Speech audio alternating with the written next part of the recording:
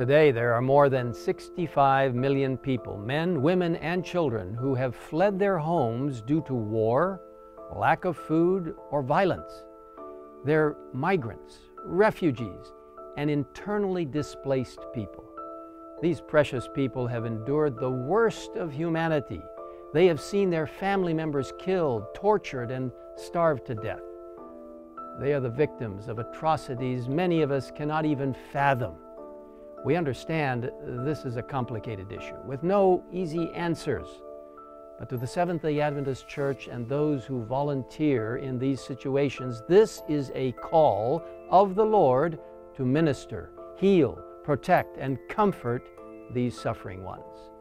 During the next 30 minutes, we will look at some of these stories and what Seventh-day Adventists are doing in different parts of the world to alleviate some of the suffering and minister for Jesus.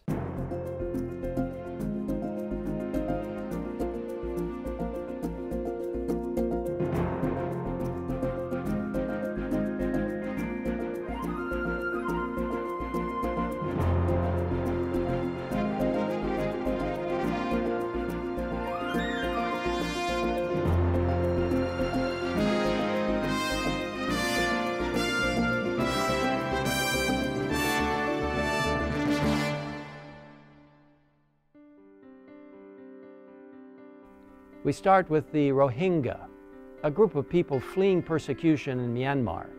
The Rohingya are a stateless Indo-Aryan ethnic body, many of whom are Muslim. They're called the most persecuted people in the world. Since August of 2017, more than 500,000 Rohingya have flooded into Bangladesh. Many are women and children. The Adventist Development and Relief Agency, or ADRA, has been on the ground to help in this horrific situation. People sat down with Elizabeth Tamanko, who recently came back from Cox's Bazar, where many of the Rohingya are placed. The Rohingya have faced several military crackdowns in Myanmar since the late 70s, the largest and most recent of which started on August 25th of last year. Thousands of people were killed, many were injured, tortured, raped, their land and villages and homes were burned down, and those who survived, hundreds of thousands fled for their lives and crossed the border, across the river into neighboring Bangladesh. I had the opportunity to spend several weeks in Bangladesh and in some of the camps late last year, about 2 months into the conflict, and it's quite overwhelming. It's really hard to really get a sense of it until you're there and you visit. The camps literally go on as far as the eye can see.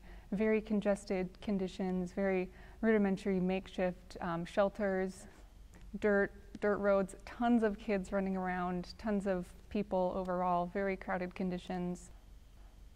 I mean, if you can imagine moving 1 million people into a virtually empty area and then trying to provide all the basic needs for them, some of that's been accomplished, but there's still a lot of infrastructure that's lacking. ADRA's been working in Bangladesh since the early 70s, when Bangladesh gained independence from Pakistan and became an independent country. And ADRA has been involved in virtually every major conflict and natural disaster since then. With this major influx, ADRA was again one of the first organizations to respond. So since September of 2017, ADRA has been able to provide emergency food rations to about 50,000 individuals. We're also providing emergency shelter, basic household items, hygiene items, and support for camp infrastructure for thousands more people. And ADRA continues to work in preparation for this year's monsoon season, and we have ongoing programs that will continue at least until the middle of next year. ADRA, as a worldwide organization and as the humanitarian arm of the Adventist Church, believes that everybody, regardless of nationality, religion, gender, political affiliation, regardless of any of that, deserves the right to basic care, essential services, and goods. And so ADRA is going to continue to work in the Rohingya camps, helping to meet those basic needs of individuals who've gone through such immense trauma already, and who deserve the right to live and to have those services met.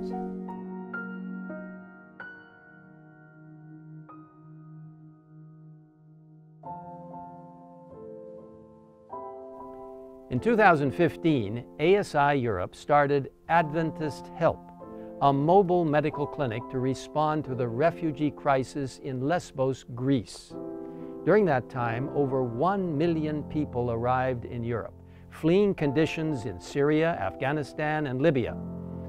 Operated and staffed by volunteer doctors and nurses, the Adventist Help Clinic was on the ground as boats washed up on the shore, carrying men, women, and children in dire need of medical attention. Dr. Michael Van Horsten has been with Adventist Help in each of their medical clinics in various parts of the world. He was interviewed after he returned from Lesbos. He recalls some of the stories that impacted him the most. I think with work like this, it's the individual stories that you come across that touch you the most. A group of children came into the bus. There were 3 children. It was a girl around 14 years old, and a little brother, 11 years old, and his little cousin, about 10 years old. They were from Afghanistan. She could speak some English, so we started chatting to her, and hearing her story was just, it's horrific to just get a glimpse into the world that they're coming from.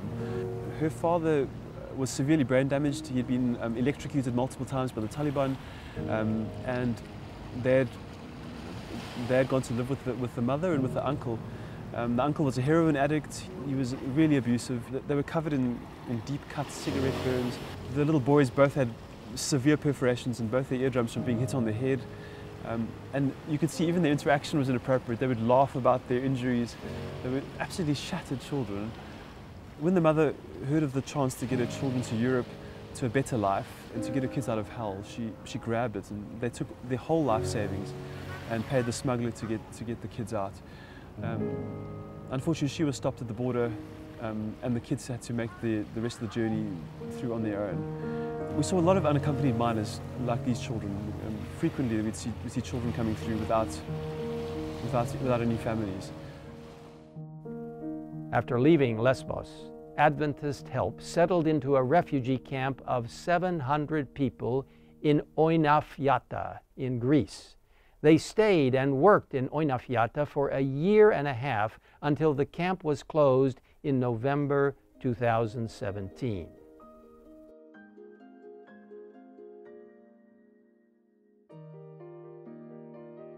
It's the care that Adventist Help have for each resident here. There is a bond between the community here and the Adventist Help. It's not just more another organization that came here to help, but it's really people that really cares about them. And I think it makes all the difference. In other countries, in other parts of the world, there is a rising need for emergency medical care because there is almost no other medical care. So we started looking into the possibilities to stay with a reduced site here in Inofita, at the same time opening up a second site of the project Adventist Help in Erbil. And since I read the report of the good work of Adventist Help, it sort of came together and made up my mind, and I felt that I should go. So I would say I was guided to this place, to be here, to come here. God led us to this camp, to this work.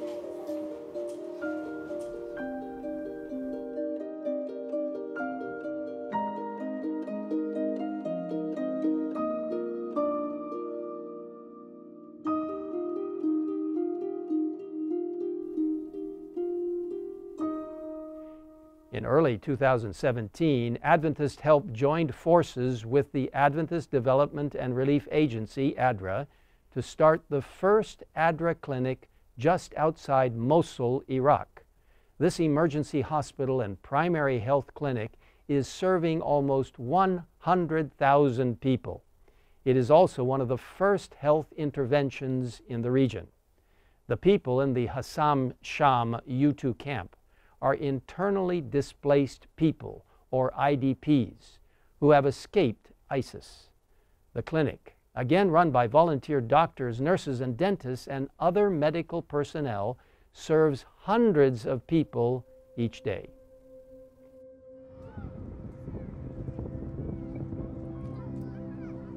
In January this year, I came to Iraq with a team of medical professionals to do a needs assessment. We'd heard there was a big need for medical assistance in the IDP camps east of Mosul. And one of the big gaps we identified was the lack of emergency medical services. If you know anything about Mosul, I'm sure in your mind it would conjure up images, some of the most horrific images that you could imagine. We're dealing with a population of about 100,000 people here who've escaped the fighting. They've seen some of the worst crimes against humanity that have been in the history of this planet. The people we see on a day-to-day basis have experienced beheadings, crucifixions, loss of family members, loss of wives as sex slaves to ISIS, loss of children, torture. It's unimaginable the horrors that these people have seen, and for us, it's so crucial that we are here to be able to help relieve the suffering of this really ravaged population. So the project started off as we were planning a small mobile unit. Thanks to our collaboration with ADRA, we were able to obtain funding from the United Nations to develop the project into something quite a lot more substantial. It's developed into a 45-bed emergency unit and inpatient facility. It's the first emergency unit inside the camps. There are a number of primary clinics in the area, but no emergency care at all. And if you think about the population, it's 20,000 children sitting here without emergency care. So it's a huge gap that we are filling. So adjacent to our emergency unit and inpatient facility, we now have a comprehensive primary care unit as well, with 6 consultation rooms for primary care, for nurses and doctors, as well as a mental health unit and later a dental unit. This is a really critical project. It's an Adventist hospital in the 1040 window. It's a huge opportunity for us to reach out to a population that is really needing us here. And for me, it's been one of the biggest privileges of my career, being able to come and serve in this community. And the job satisfaction that I get here is second to none. And I'd like our fellow Adventists to experience that. I'd like to encourage everybody who can to get involved in this work. It's such an entering wedge into a region that really needs help. We had to break down barriers, to break down prejudice, and to reach out to a community that is desperate for help. It's clear that it's a sustainable intervention. We have enough doctors and nurses in our church to be able to run a program like this and to expand it significantly. Just seeing how easy it was to get this facility going and to get it staffed. It's taken 3 months. There was nothing here 3 months ago, and here we have a full 45-bed hospital, X-ray unit, laboratory, 9-bed emergency room, primary healthcare unit, mental healthcare unit, dental unit. It's beautiful. It really is beautiful. To me, this is the biggest job satisfaction I could ever get. So yeah, I plan to carry on with this kind of work for the rest of my life. I'm hoping we can just do hospital building and setting up field emergency units and facilities of this nature all over the place.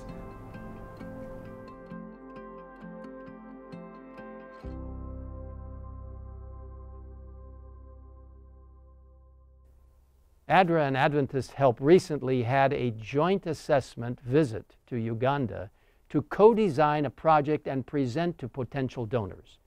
Currently, there are more than 1.3 million refugees in Uganda, many of them from South Sudan, the Democratic Republic of the Congo, and Burundi.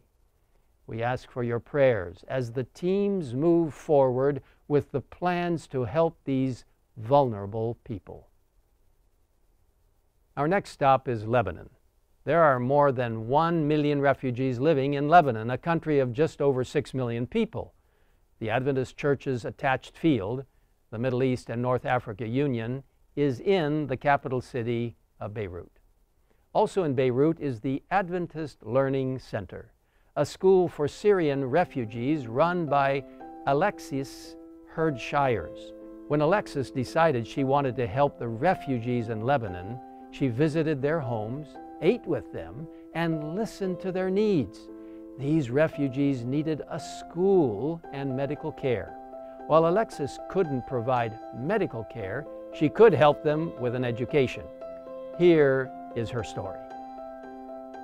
In doing my needs assessment and talking with the community leaders and with just people that we met over and over, we were hearing this need that we need something for Syrians, and asking them if we could do something to make your life better, what would that be? And it really boiled down to two things, medical, dental care, and education. And as a social worker, I felt like education is something that I could lead out in a little bit more.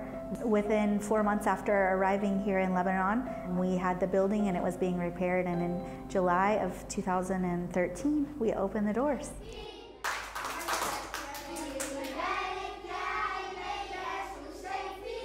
This is actually an alternative education center. We have children between 6 and 13, 14 years old. Basically, we have a group of kids who have huge lapses in education. Maybe their school was bombed, or there were no teachers, or the parents were scared to send them to school. So most of our students have lapses of education from anywhere from 2 to 4 years. So they're very behind. They also have a huge barrier here to being in school because of the sheer number of refugees that there are. Basically, every 1 in 3 people is a refugee in the whole country, and the infrastructure of the country isn't set up to deal with that many refugees. So when I say alternative education, it's really kind of with the goal of pushing them along, combining grades together to get them up to where they need to be, and also to really push, in our case, English language skills, so they are at later dates able to adapt either to local schools, or, as has been the case with many of our refugees, when the UN finally moves them and relocates them to maybe Australia, Canada, the UK, they have the English language skills to be able to adapt and just fit right in where they are. Until now, we've just had grades 1 through 6, but hopefully this coming year, we're going to be able to keep our recent graduates and start a 7th grade as well.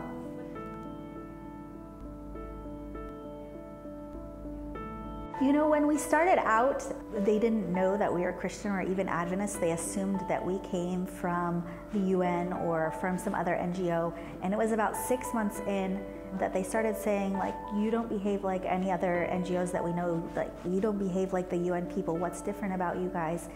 And so that kind of opened the door for us to share who we were.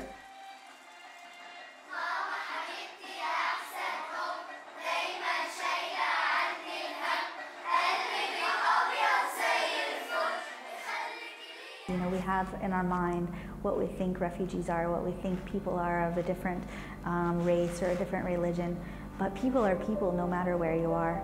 And the same goals that push us, or the same desires that push us to make decisions that we make, are the same things that push them to make the decisions they make. And really for them, it comes down to protecting their family, you know, wanting to put their kids in a safe place and put themselves in a safe place where they can live and they can thrive.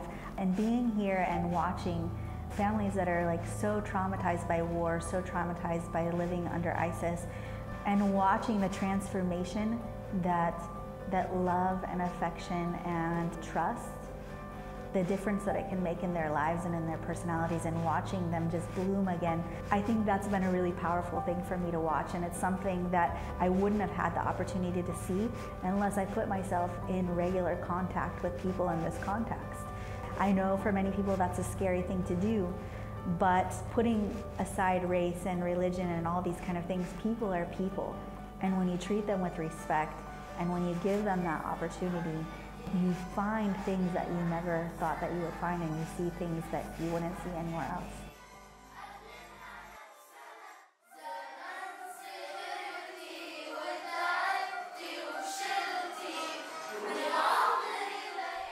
During this episode of Revival for Mission, we've shared just some of the tragic stories of refugees around the world. Unfortunately, we could go on. Please pray for the people who are suffering and those who are working to alleviate their pain and suffering. We want to end with the story of a very special woman, Lorena Stander. was diagnosed with cancer in 2016. During her anointing in early 2017, she felt the Lord was calling her to serve those in need while she still was healthy. She joined her friends Michael and Frederick von Horsten in Iraq to become the clinic's first nursing director, a post she served in until her health forced her to return home to South Africa. Sadly, Lorena passed away in August 2017. Her love and dedication to the refugees in Iraq inspired everyone she met. Here I read a little bit from an email she sent to a close friend about her hopes and prayers for those she was serving. In my devotions this morning, I read how Lazarus' death made Jesus cry, and I was reminded of the text somewhere in Ephesians that says that the same power who raised Jesus from the dead is the power that recreates hearts. I'm praying that this power will somehow find its way into the hearts of these war-struck people as we serve them and hopefully heal them from their physical pain. May they experience the true healing of forgiveness, both personally and as a group. And may they yield to God's whisper to be ready when He comes to wash the earth of all this pain and hatred. Maybe only then will we all be able to smile from deep within. It will only be in heaven that Lorena will truly see the impact she made on those around her. Perhaps as you have listened to the stories of Alexis, Elizabeth, Michael, Hilda, and Lorena, the Lord has been speaking to your heart, calling you to do something for Him. Perhaps asking you to step out of your comfort zone, to rescue those in physical, social, emotional, and spiritual need. This is the essence of total member involvement. Reaching out to those who are in the direst of need, being the hands of Jesus, revealing Him to those who are in darkness. You can visit adra.org, adventisthelp.org, or adventistlearningcenter.org to see how you can be involved in the programs you have seen today. Let me pray with you now that the Lord, who cares so much for each of these people, touches your heart and gives you the opportunity to serve in a special way. Our Father in heaven, we ask that you will guide all those viewing this special program to realize that they can be the hands and the feet of Jesus. Give them an understanding that they do not have to go to the ends of the earth, but they can minister to people right next door. Lord, help each of us to understand that total member involvement means being connected with you on a daily basis, and that you can give us the wonderful touch of your presence and your ministry in helping people physically, mentally, socially, and spiritually. Lord, bless the refugees of the world and bless each of us as we try to alleviate this pain and point them to a land where there will never be any more refugees. In Jesus' name we ask it. Amen.